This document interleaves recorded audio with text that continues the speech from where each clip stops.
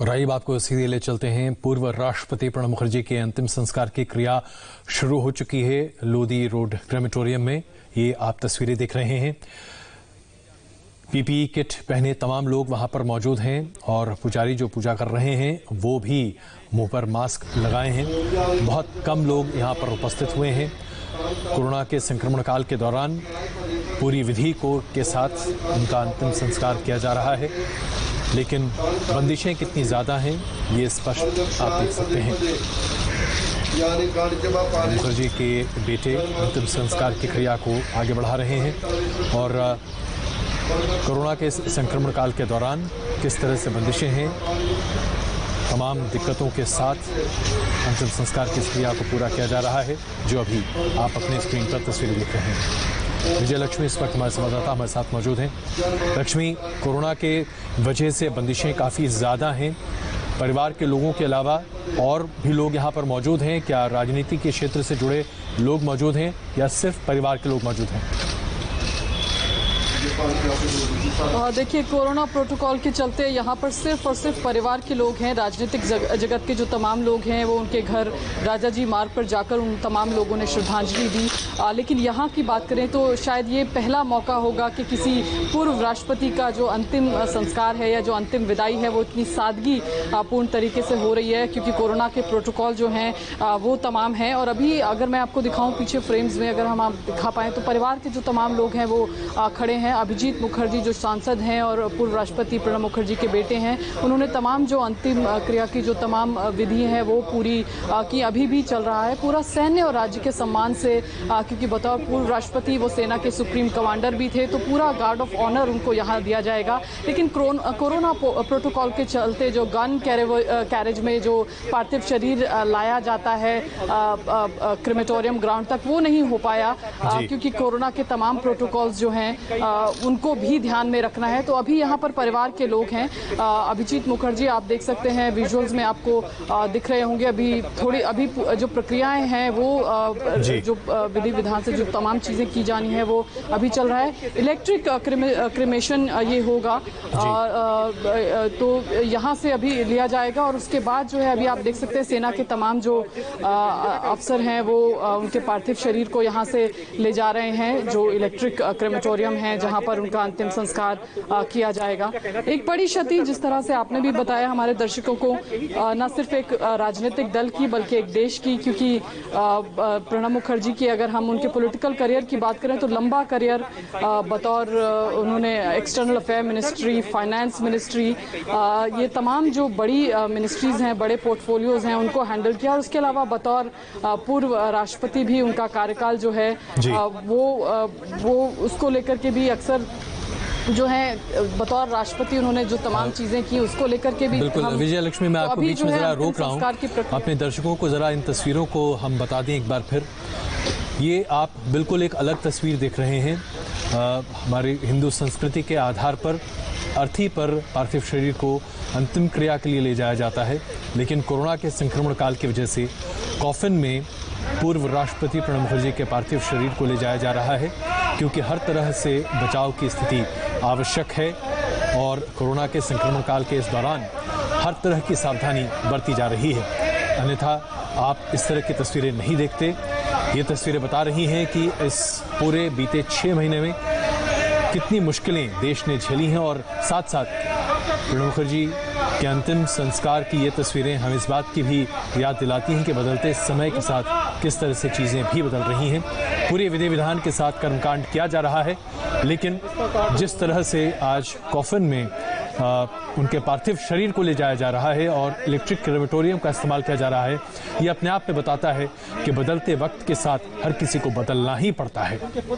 विजय लक्ष्मी, जिस तरह से अभी हम ये तस्वीरें देख रहे हैं, ऐसा कुछ भी ना होता अगर आज शायद कोरोना का संक्रमण काल ना होता। यहाँ पर चेहरे पहचानना मुश्किल हो रहा है। बिल्कुल, अगर आज कोरोना काल ना होता तो शायद जहां हम खड़े हैं यहाँ पर पैर रखने की जगह हमको ना मिलती, क्योंकि प्रणब मुखर्जी एक ऐसी शख्सियत थे जिनकी भारत की अगर मैं बात करूं तो न सिर्फ जिस दल को वो बिलोंग करते थे, कांग्रेस पार्टी राष्ट्रपति बनने से पहले उस दल, बल्कि पैन पॉलिटिकल स्पेक्ट्रम उनकी एक्सेप्टेबिलिटी थी। उनके दोस्त लेफ्ट में भी थे तो उनके दोस्त, और तो वो आरएसएस के कार्यक्रम में भी उन्होंने शिरकत की।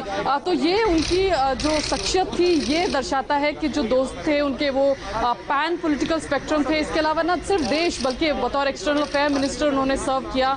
तो विदेशों में भी अगर हम कहें तो उनकी शख्सियत जो थे वो काफ़ी पॉपुलर थे और यही वजह है कि बांग्लादेश में एक दिन का शोक जो है वो बांग्लादेश ने घोषित किया है। उनका जो ध्वज है वो हाफ मास्ट पे रहेगा एक दिन, ये बांग्लादेश ने किया है। इसके अलावा भी पूरी दुनिया से जो है उनके लिए श्रद्धांजलि ट्रिब्यूट्स आए।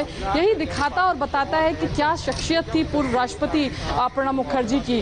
वो एक दल से ऊपर थे और बतौर राष्ट्रपति उन्होंने वो बात जो है वो साबित भी की, जो उनके तमाम फैसले थे या जो उनकी तमाम कार्यशैली थी। तो ये उनकी एक अगर मैं कहूँ भारत रत्न भी थे, पूर्व राष्ट्रपति भी थे और इसके अलावा तमाम एक लंबा करियर उनका रहा।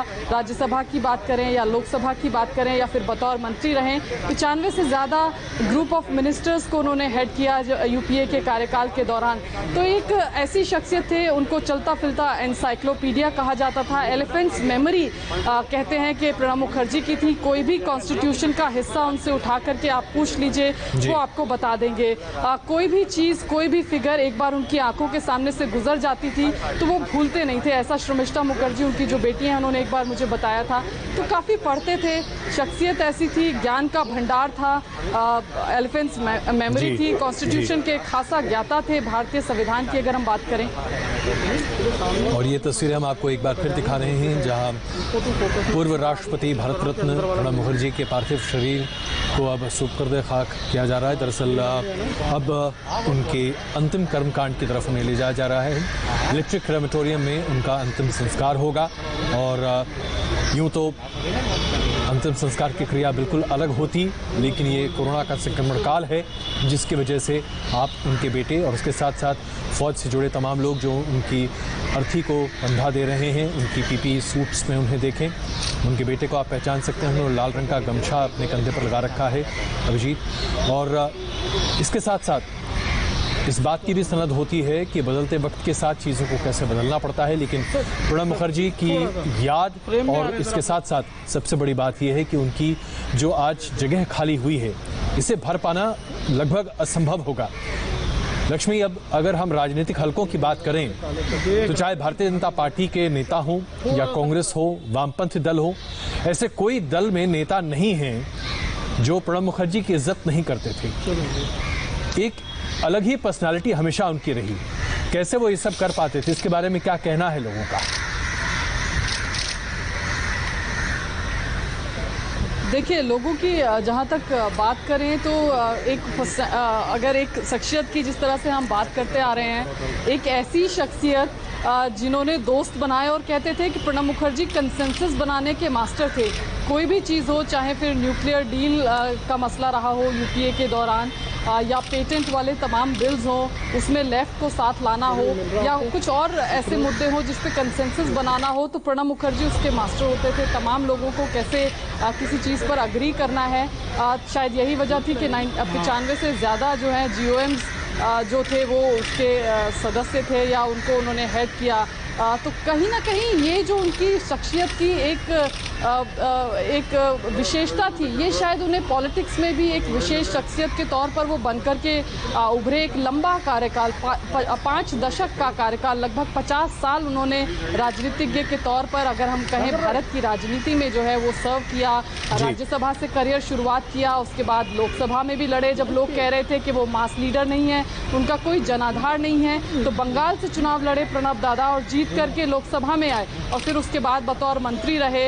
एक्सटर्नल अफेयर मिनिस्टर, गांधी की जहां तक बात करें, गांधी परिवार की इंदिरा गांधी के साथ काम किया, फिर बीच में रिश्तों में तल्खी आई और फिर आगे सोनिया गांधी के साथ भी काम किया। तो एक बड़ा करियर जिसको हम कहें 5 दशकों में फैला हुआ करियर, जिसमें उन्होंने तमाम जो बड़े पद हैं, जहां उनकी उपलब्धियों की एक बहुत लंबी फहरिस्त है। और सबसे बड़ी बात यह है कि राजनीति के एक मजबूत स्तंभ को आज देश ने खो दिया है, एक भारत रत्न को हिंदुस्तान ने खो दिया है। इस विशेष कवरेज पर हम बने हुए हैं। रहिए हमारे साथ, एक छोटा सा ब्रेक, तुरंत वापस आते हैं।